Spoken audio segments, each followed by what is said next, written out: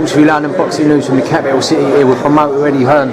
We just spoke off camera there about the how the media and yourself were gauging what was going on the top table there. Was it as scary for you as it was for me? I'll be honest, there was a split second at the, when they were chatting at the face-off where I thought something was going to happen now. And I was worried because I was in the middle of it. It's not pleasant, but it's why the fight is what it is. It's why 17,000 people picks up the tickets in 3 hours. It's why it's going to do huge numbers on TV. It's real. The rivalry is real.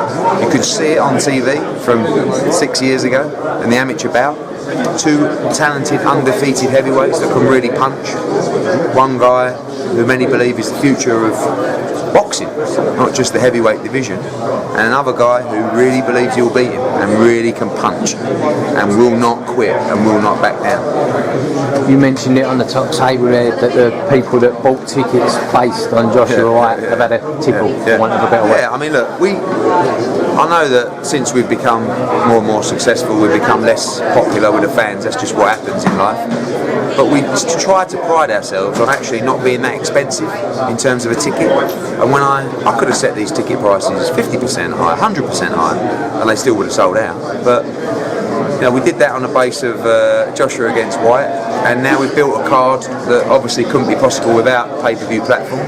And what a card! You know, Eubank against O'Sullivan earlier was brilliant. I've almost forgotten about that after that. You know, Bellew against Mastanak, Mitchell against Barossa. It's a fantastic card, and I just can't wait as a fan.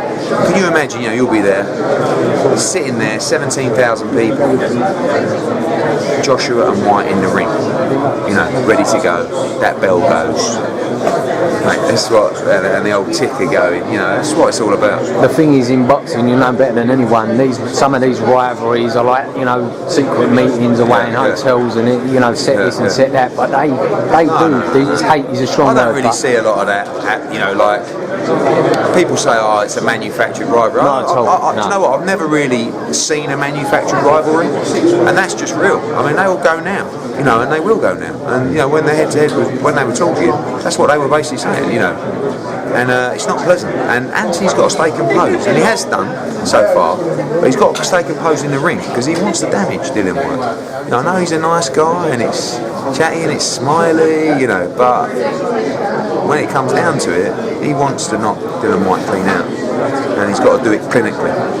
Do you think Dillian slightly showed his hand there at the top table? Anthony was, as you say, composed. He was calm. That's the kind of people they are. Dylan wears his heart on his sleeve. Anthony's a calmer individual.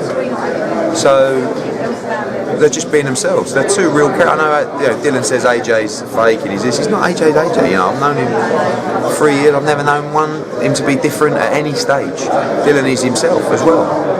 You know, and I don't think Dylan's bothered what people think about him. He's just a real guy, and you know, he wants to do damage.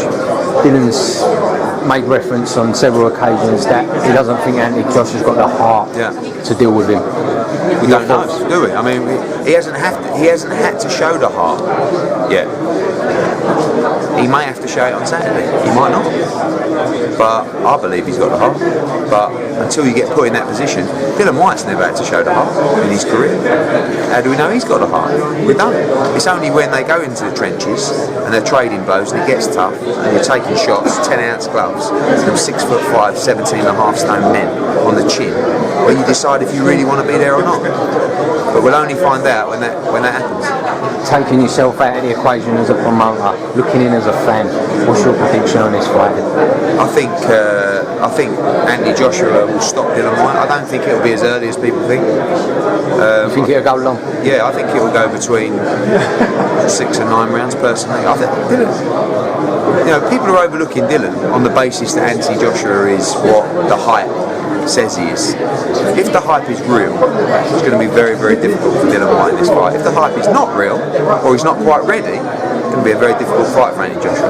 Because like I said, everybody who's been in there before, no one's really come in with the mentality of Dillian Whyte, have they? I'm going to do this, I'm going to do that. The bell goes, you take a right hand, whoa, survival mode. Dylan would rather get knocked out cold than go into survival mode, and he will not go into survival mode. So, Eddie, thank you for your time, sir. Much appreciated. Cheers, Ed.